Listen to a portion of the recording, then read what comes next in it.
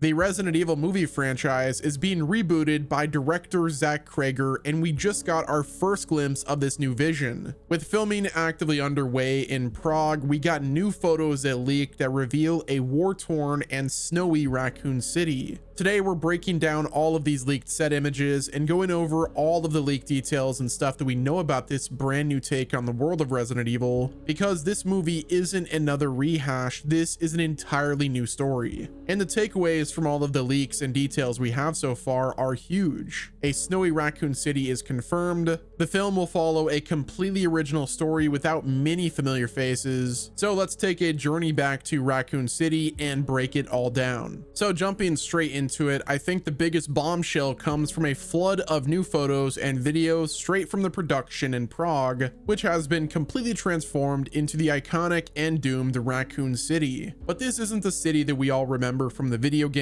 The first thing that hits you is obviously the snow. The streets have been blanketed in a thick layer of artificial snow covering everything from the sidewalks to the hoods of cars. Now this right here is a huge atmospheric shift for the franchise's most iconic location, which has always been seen in a late September heat wave. Now visually this creates a stark and oppressive new mood, almost giving me like a Last of Us type vibe. Seeing the perfect white snow that clashes with the urban environment with fire and blood everywhere is a powerful new look that I absolutely love. Now, like I mentioned before, filming has been taking place in Prague's, I believe the pronunciation is Karlin, in that neighborhood, with reports describing intense nighttime action sequences involving gunfire, explosions, and high-speed driving under this blanket of snow that we see. So this isn't going to be your typical horror flick. It definitely has that high-octane, chaos in its DNA, with what director Zach Cregger has compared to Evil Dead 2. But now let's zoom in a little bit. Several photos show streets littered with debris and abandoned vehicles everywhere, with one of the coolest details that I spotted is of a Martin County Sheriff's vehicle. Now the license plate on the car is of a Martin County, which there's no real life Martin County in Colorado, which this kind of establishes the concrete but fictional location for Raccoon City, which is also something that the games have always been a little bit vague about. But I think this level of world building is something that I really love to see, and perhaps the game series might adopt it in the future as well. Now, among some of the props, there was a city map that was spotted that'll look pretty familiar for those who navigated those streets. So this tells me that while the story is completely new, the location and just overall geography is being heavily respected. Another photo reveals a place called Oak Street Diner, with the sign that's flickering over a scene of just pure disaster, which this could be a nod to the Tall Oaks town from Resident Evil 6, perhaps telling us that Cregger basically built a shared universe of the doomed western towns. There's also a bust for the central station that was also seen, which is again a direct pull from the video games, which this right here paints a really clear picture to me. Zach Cregger is building a faithful recreation of Raccoon City that, at least for this shot, is seen through a much colder lens. The mix of a familiar place with a totally new season and chaos that's happening really tells me that Cregger is building a world that both feels authentic but also visually distinct from any other adaptation we've seen before. Now, beyond these set photos, there's been a bunch of details and credible leaks that start to really flesh out this reboot story. And I would say that the most significant of all of these is the confirmation that this film will tell a completely original story. It's not a direct adaptation of any specific game, and Zach Cregger has been crystal clear about this. He has called this film a love letter to the games that is obedient to the lore, but he's not interested in retelling a story that we've already been told before. Now, this right here is where things get pretty interesting. According to multiple reports from trusted insider Daniel RPK, the plot supposedly centers around a new protagonist named Brian, who is described as a laid-back organ courier played by Austin Abrams. The story reportedly kicks off as Brian is on a late-night delivery to Raccoon City's General Hospital,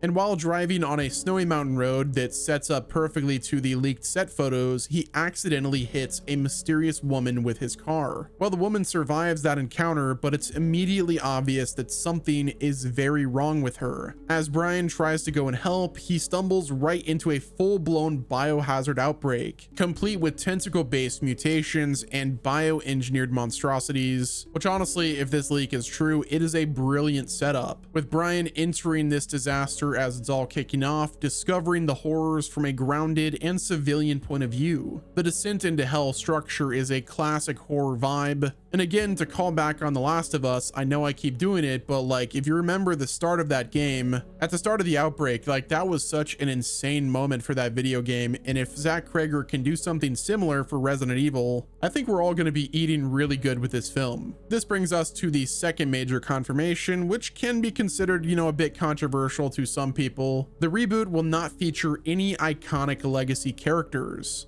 In multiple interviews, Zach Cregger has flat out said that he is not going to tell Leon's story because Leon's story is already told in the video games. So that means no Leon, no Jill Valentine, no Chris Redfield, no Albert Wesker. Instead, the film will focus entirely on a cast of new original characters, which honestly, I'm not upset at that at all. I want something new, I want something unique, and it seems like that's what Zach Cregger is delivering on. And the confirmed cast list backs all of this up, including Austin Abrams, Paul Walter Hauser, Zach Cherry, and Kaylee Reese. None of them are tied to any known characters in game, which it can be considered a bold move, especially after the last reboot, Welcome to Raccoon City, which tried to cram 2 games worth of plots and characters into one single film that was met with terrible reception. Before that, the Paul Anderson series, while it was a box office hit, it created its own hero in Alice and mostly did its own thing. But director Zach Cregger seems to be giving us a bit of both. It's going to use the world, the rules, the atmosphere of the games,